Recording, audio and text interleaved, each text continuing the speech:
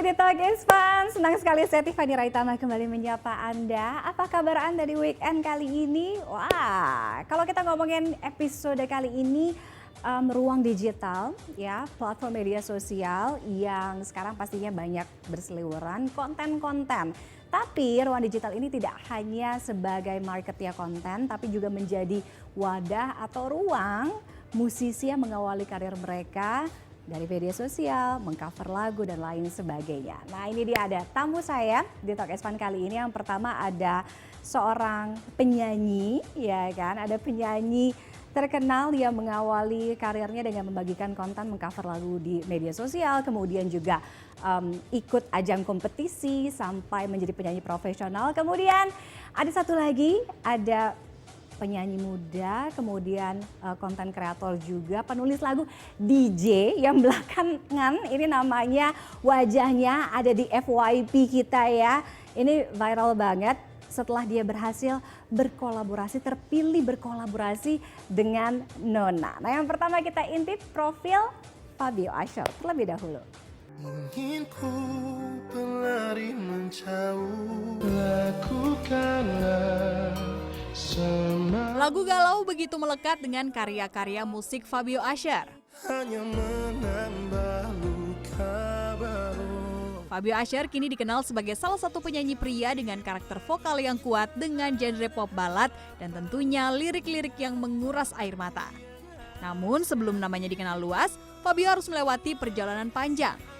Ia tercatat beberapa kali mengikuti ajang pencarian bakat, kompetisi menyanyi, dan aktif membagikan video cover lagu melalui media sosial.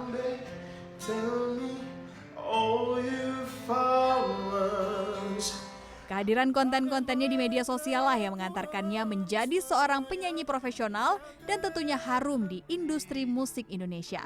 Untuk padamu dan benar saja. Lalu gimana sih cerita lengkap perjalanan karir Fabio Asher? Kita tanya langsung yuk, hanya di Talk is Fun. Sampai kau lelah menyakitiku. Ya berawal membuat konten-konten di media sosial, musisi penyanyi yang satu ini akhirnya bisa menjadi terkenal ya kan, sebagai musisi atau penyanyi profesional. Sudah hadir di Talk is Fun, ada Fabio Asher. Terima kasih Hai, Fabio, kesempatannya. apa kabar? Puji Tuhan baik. Gimana kabarnya Kak Tiffany? Alhamdulillah baik. Seger ya kalau lihat. Karena masih pagi. Lewat jam 12 siang berantakan. Tapi gini, kalau kita ngomongin soal perjalanan karir Fabio, ya kan, awalnya kan bikin-bikin konten di Media sosial. media sosial, ya kan. Tapi memang dulu goalsnya memang mau masuk ke dunia musik. Dari kecil, dari SD, kalau ditanya sama guru, kayak yang lain kan teman-teman yang lain ke kelas, kamu mau jadi apa? Mau jadi dokter, jadi polisi, mau jadi pilot. Kalau aku dari kelas 6 SD, mau jadi apa? Jadi penyanyi. Jadi semua teman-teman di kelas langsung ngadap kayak gini. Emang iya mau jadi penyanyi? Emang penyanyi ada duitnya kayak gitu. Dulu tuh kayak gitu. Jadi sebenarnya ada manifestasi udah dari kecil. Dari Pengen orang jadi udah penyanyi. merdu ya?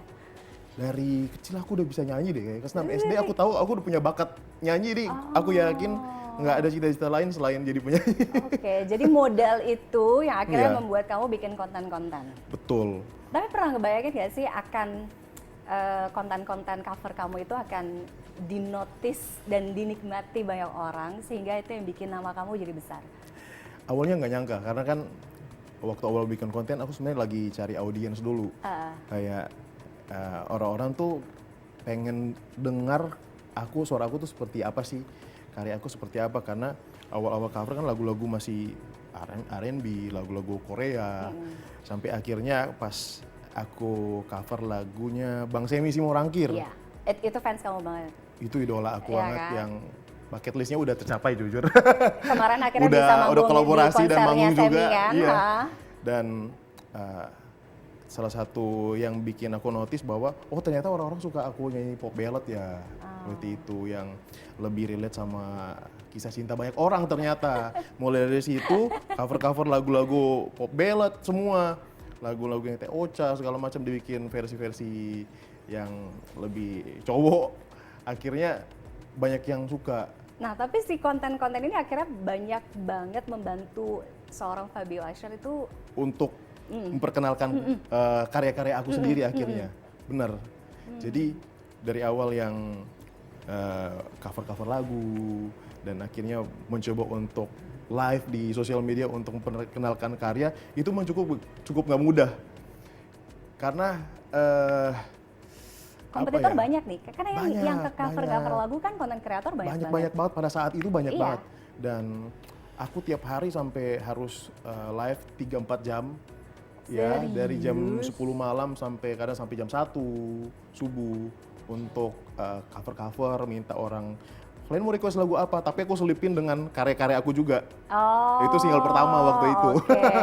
Jadi awal memperkenalkan karya itu banyak sebenarnya nggak terlalu notice lagu-lagu single pertama aku sampai akhirnya aku coba pelan-pelan setiap hari kontenin selipin satu konten lagu Bertahan Terluka dan akhirnya ke notice dan dikenal sama para pendengar. Gimana titik balik transformasi Fabio dari konten kreator gitu jadi penyanyi profesional? Nah itu cukup berat karena untuk meyakinkan orang-orang bahwa aku benar-benar serius di industri musik Indonesia tuh bukan cuma dengan satu karya doang. Iya. Jadi di satu Dan single ngelepas orang dari Fabio sebagai konten kreator, image itu kan? konten kreator dan cover lagu itu lumayan susah.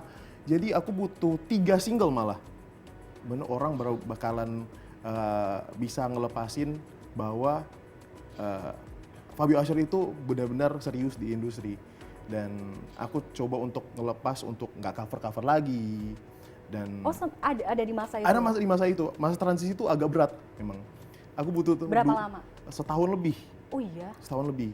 Jadi ketika single pertama naik, single kedua naik, ternyata mereka belum tahu siapa si Fabio Asher-nya dan masih kebayang-bayang sama cover lagu ini dong gitu loh. Itu agak susah sih sebenarnya. Tapi shaping Fabio Asher yang kayaknya sebagai penyanyi pop ballad yang super galau itu memang abis kayaknya kalau dengerin lagunya pedih banget hidupnya Pengen nangis gitu. Iya gitu. Memang sengaja seperti itu? Bukan sengaja, tapi karya-karya aku kan aku tulis tulus dari apa yang terjadi di hidup aku sebenarnya. Aku Jadi selalu based jujur. on true story. Based on true story karena bukan cuma cerita aku, tapi lebih banyak di album 1 kedua aku yang udah rilis 2 tahun kemarin itu bercerita tentang kisah hidup almarhumah mama aku. Oh. Jadi dia punya kisah cinta yang bukan lumayan lagi, tapi kalau aku bisa bayangin dulu waktu masih cinta-cinta monyet, putus nyambung, ternyata gue rasain, aku sakit banget ya putus cinta. Tapi aku suka bayangin gimana kalau posisi mama aku waktu dia dulu, jadi waktu rumah tangganya hancur dan ditinggalin sama papa aku dulu. Aku suka bandingin perasaan itu dan akhirnya itu jadi salah satu inspirasi dari lagu-lagu aku, termasuk single pertama. Itu real true story dari mama aku sebenarnya. Oke, jadi nggak terlalu jauh dapat inspirasinya. Iya, ya? jadi aku suka bayangin perasaan dia tuh waktu mungkin waktu dia lagi masa-masa nggak baik sama papa aku. Jadi itu jadi kayak satu alasan untuk aku terus menggali tanpa dia harus cerita, tapi aku melihat sisi yang nggak baik dari kisah cintanya dia. Jadi itu jadi salah satu inspirasi. Itulah makanya kenapa sakit itu bisa dinikmatin ya. Bisa dinikmati. Nikmati sakitnya. Betul. Apa yang paling menurut Fabio tuh perubahan yang paling besar yang kamu rasain sih? Perubahannya mungkin dari segi kehidupan. Oke. Lebih kayak, oh ternyata aku sekarang dikenal sebagai musisi. Aku bukan cover lagu lagi, aku bukan penyanyi wedding lagi, penyanyi cafe lagi kayak dulu. Dan kamu pernah juga untuk pernah ada di wedding? Dari usia 17 tahun, aku masih baru lulus SMA, aku udah nyanyi di Itu cafe, nyanyi di wedding. Aku konsisten dari mimpi aku dari kecil. Itu berarti pas kamu masih di Manado, Surabaya, aku udah nyanyi di wedding. Ingat ya job pertama kamu? Ingat banget dan gak dibayar. Pernah nggak dibayar? Di wedding atau di cafe? Di cafe pernah, di wedding juga pernah. Oh iya? Ya, pernah nggak dibayar sama sekali. Itu nyanyi berapa lama? 2 jam. Oh iya. 2 jam nyanyi. Kalau di kafe kan biasa nyanyi 2 jam gitu. Ada berapa sesi? 2 sesi. Ada sesi dulu bahasa Indonesia dulu, baru sesi keduanya Inggris. Tunggu-tunggu pembayaran, kok nggak dibayar ya? Kasihan banget dulu. Tapi momen itu yang benar-benar aku nikmati juga. Kayak, oh ternyata nggak semuanya tuh harus dengan ini. Karena aku juga cari pengalaman waktu itu. Gitu. Tapi masih sedih juga sih waktu masih kecil nggak dibayar tuh kayak sakit ternyata. Tapi semua berangkat dari nol Iya, ya berangkat kan, dari start from nol. zero seperti itu. Oke, gimana caranya kamu bisa konsisten memproduksi, menghasilkan karya-karya gitu sampai dengan sekarang? Sampai saat ini aku masih cari inspirasi dengan mendengarkan karya-karya musisi-musisi luar seperti Taylor Swift sekarang. Aku lebih kayak zaman-zaman dia masih country banget. Aku suka banget karya-karya dia dan kayak mungkin sekarang aku lagi berubah konsep. Lebih pengen agak sedikit country. Masih cerita galau, nggak jauh-jauh, masih ada benang merahnya. Soalnya Tapi, udah di sini ya, label iya, masih galaunya kayak ya. ada yang bilang King of Galau itu kayak wow, udah dicap seperti itu ya. Nggak masalah. Presiden Galau, pernah kayak ada poster kayak Presiden Galau, welcome to Presiden Galau waktu Tapi aku itu konser di bothering nggak Malaysia. sih, ganggu nggak sih? Sebenarnya enggak, karena Enggak. aku seneng aja. Aku suka dengan image cowok galau. Serius? Kamu suka? karena aku juga suka pop ballad kali ya. Oh, oke. Akhirnya aku jadi suka banget sama lagu-lagu pop ballad dan banyak dapat inspirasi. Oh ternyata kisah cinta itu bukan, kalau dari sisi aku tuh kan suka berbeda. Ternyata ketika dengar dari curhatan orang-orang, cewek-cewek di DM aku banyak banget iya? tentang, ya kadang ada ibu rumah tangga suka DM aku kayak, tetap aku baca, mungkin kisah aku bisa dijadiin lagu. Serius? Ya, jujur yang lagu Nikmati Sakitnya ini, aku terinspirasi dari salah satu artis kisah cintanya dia waktu dia cerai. Dan mungkin teman-teman bisa cari, mungkin kayak dia pernah treatment Oke, di kita salah, browsing. ya silakan. Dia pernah di tahun 2000 berapa ya, 2023 atau 2024 lagu itu diciptakan. Jadi ada salah satu artis yang ketika dia baru cerai, dia baru berpisah, dia ke salah satu klinik kecantikan. Nah pada saat itu, pada saat dia lagi proses mau cerai, dia ke klinik dan gak mau dianestesi. Dan ketika dia tidur di ruangan treatment, dia bilang aku nggak usah di anestesi aja. Aku benar-benar pengen nikmati rasa sakit di setiap suntikannya. Itu jadi kayak wow. Dari kata-kata itu aku bisa terinspirasi, wah nikmati sakitnya. Kok bisa ya gitu loh. Aku aja dulu masih di anestesi, aku bilang masih kesakitan gitu loh. Jadi berangkat dari situ? Berangkat dari cerita itu sebenarnya. Jadi inspirasi itu banyak banget sebenarnya. Aku merasa kayak ternyata kisahnya bukan cuma dari tentang aku atau ibu aku, tapi banyak juga di luar sana yang bisa diambil kisahnya.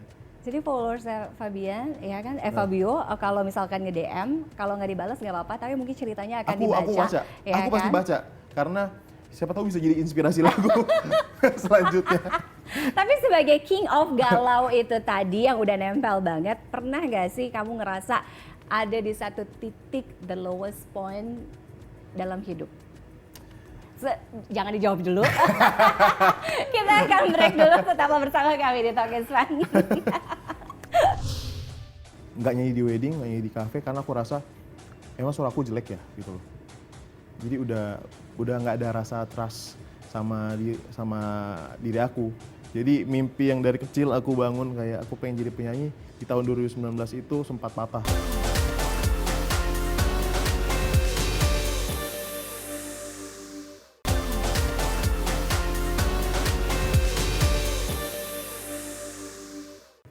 Kembali lagi bersama saya Tiffany Raitama di Talk is Fun, tentunya masih bersama Fabio Ashar. Oke, tadi kita nyambung, lowest point in your life.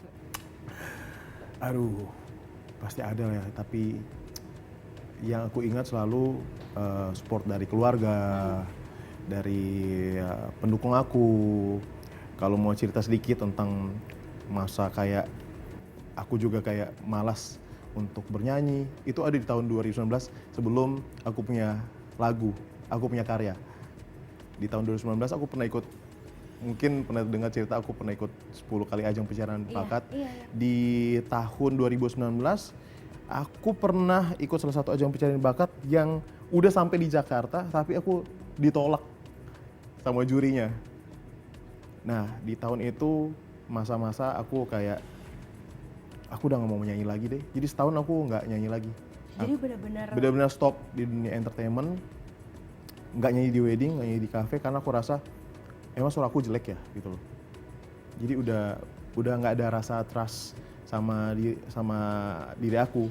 Jadi mimpi yang dari kecil aku bangun kayak aku pengen jadi penyanyi di tahun 2019 itu sempat patah gara-gara penolakan. Karena mungkin udah yang ke 8 kali waktu itu. 9 kali ditolak di ajang pencarian bakat. Dan karena aku juga waktu itu dari daerah, karena aku berpikir ketika aku pengen jadi penyanyi, aku harus ikut ajang pencarian bakat dulu, baru akan diterima sama label gitu. Nah di situ udah putus asa dan sempat mengalihkan diri untuk jadi buka barbershop di Surabaya dan buka bisnis rumah makan. Oh iya? Sempat bikin nasi kuning dulu untuk jual ke teman-teman kantor dulu. Dan banyak sih untuk mengalihkan mimpi itu sebenarnya. Terus turning back point-nya apa? Sorry? Turning back point-nya ketika dia balik lagi? Waktu itu ada tawaran lagi dari salah satu stasiun TV untuk mau nggak coba lagi untuk ikut ajang pencarian bakat terakhir ini yang aku ikut. Terus pikir-pikir karena memang passionnya kayak di situ kayak coba lagi deh. Jiwa langsung meronta ya, langsung jiwa kayak, penyanyinya ya udah deh ya. berangkat ke Jakarta. Waktu itu langsung lolos ke Jakarta kan. Berangkat ke Jakarta, gagal lagi. Jadi itu kayak, tapi pada saat itu mungkin aku udah makin dewasa, udah banyak pembelajaran yang aku ambil. Aku rasa kayak, oh mungkin ketika aku nggak lolos di sini mungkin ada rencana Tuhan yang lebih baik lagi nanti ke depannya. Jadi lebih berpikir positif aja biar aku nggak kejadian lagi kayak di tahun 2019. Gitu. Ya lumayan lama sih 2019 ke 2021. Kalau dibilang sosok yang paling berpengaruh di perjalanan musik kamu? Gak jauh-jauh dari mama sih. Karena mama aku juga cita-citanya mungkin jadi penyanyi ya. Oh iya? Iya, mama aku suka nyanyi. Mama aku yang salah satu orang yang ngajarin aku nyanyi juga dari aku masih kecil. Jadi mama sih yang paling berpengaruh. Karena aku pengen kayak balasin dendamnya dia dulu pengen jadi penyanyi. Ya udah aku aja yang jadi penyanyi mah. Ini berarti satu keluarga yang jadi penyanyi? Aku. Kamu aja? Iya. Oke. Dari perjalanan kamu selama ini, apa yang masih belum dicapai? Untuk sampai saat ini mungkin aku masih panjang banget ya, tapi dalam waktu dekat kayak mimpi-mimpi yang pengen banget, aku pengen punya konser tunggal karena udah 2 album menuju 3 album, aku bermimpi kayak udah saatnya aku bikin konser tunggal deh gitu loh. Karena kemarin di Malaysia udah 2 kali, di Indonesia aku kayak masih kok aku belum berani ya bikin di negara sendiri gitu loh. Tapi seharusnya kedepannya aku harus lebih bisa percaya diri lagi untuk kabulin bucket list aku. Karena udah beberapa udah tercapai. Kalau dulu ditanya apa sih yang pengen dicapai, aku pengen duet sama Abang Semi Simorangkir gitu loh. Tapi bersyukurnya Tuhan berkenan dan udah dikabulkan. Kalau sekarang ditanya aku pengen punya konser tunggal, dan setelah album ketiga aku pengen punya album alter ego yang tadi aku bilang aku suka banget sama lagu R&B, hip hop yang lebih kayak K-pop yang kayak ciptaannya pengen kolaborasi, kayak impiannya tinggi banget, kayak pengen punya produser kayak Teddy Park deh gitu-gitu. Wajib cinta K-pop Kak, tahu kan Teddy Park? Blackpink. Yes, benar. Ternyata dia K-popers ya? Parah. Oh iya? Parah.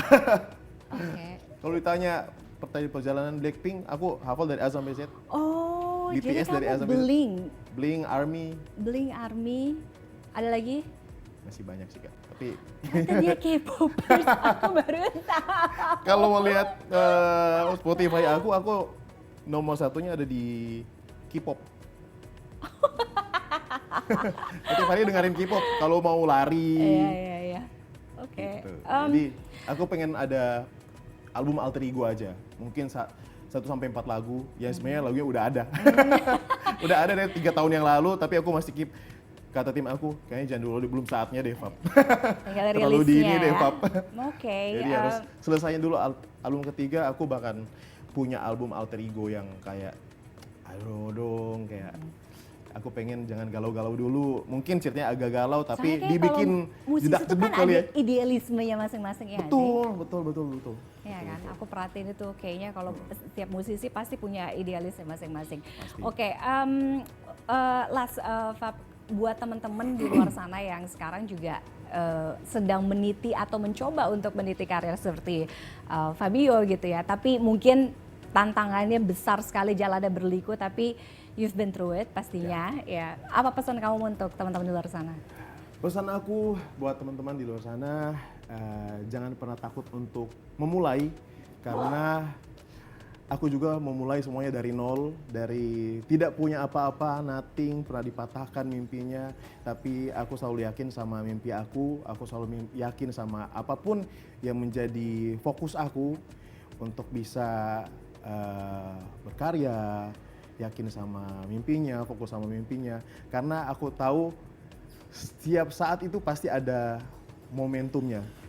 Jadi kalau kita nggak mulai, kita nggak konsisten, kita nggak akan pernah nemu kapan waktunya yang akan datang. Jadi ya udah konsisten aja, berkarya terus. Oke, konsisten juga untuk Fabio. Amin. Sukses untuk albumnya, kemudian Amin, soon amin. ya konsernya kita tunggu. Amin, konser tunggal mudah-mudahan di nanti Jakarta. datang beli tiketnya ya. Yes. Aku kasih tiket tapi beli tiketnya. Beli tiketnya langsung nonton pokoknya ya. Amin. Oke, dan langsung saja kita saksikan penampilan dari King of Galau. Presiden galau. Kita menikmati rasa sakit bareng-bareng bersama Fabio Asher.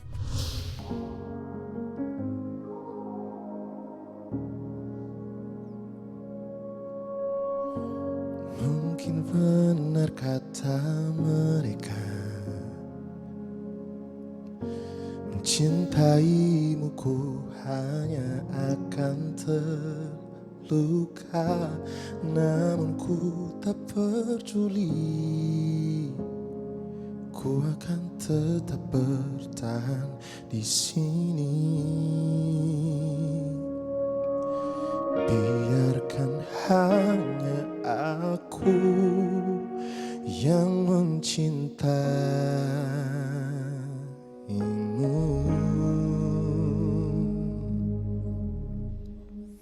Selama ku bisa, kan ku nikmati sakitnya bertahan.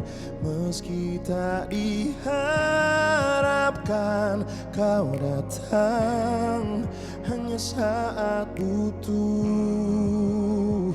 menghilang.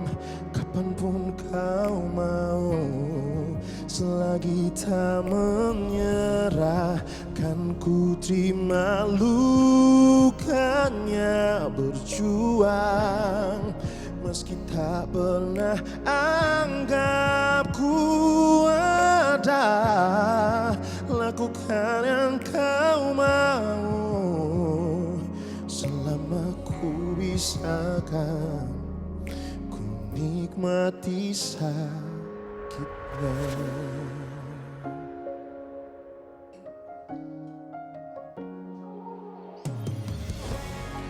Sakitnya akan ku terima, selagi itu bisa membuat dirimu bahagia.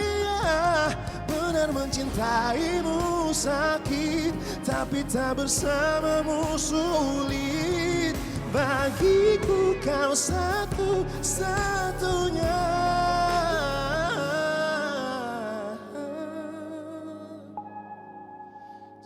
Aku bisa, ku nikmati sakitnya bertahan. Meski tak diharapkan kau datang, hanya hanya saat butuh menghilang kapanpun kau mau, selagi tak menyerah kan ku terima lukanya, berjuang meski tak pernah anggap ku ada, lakukan yang kau mau, selama ku bisakan ku nikmati sakitnya.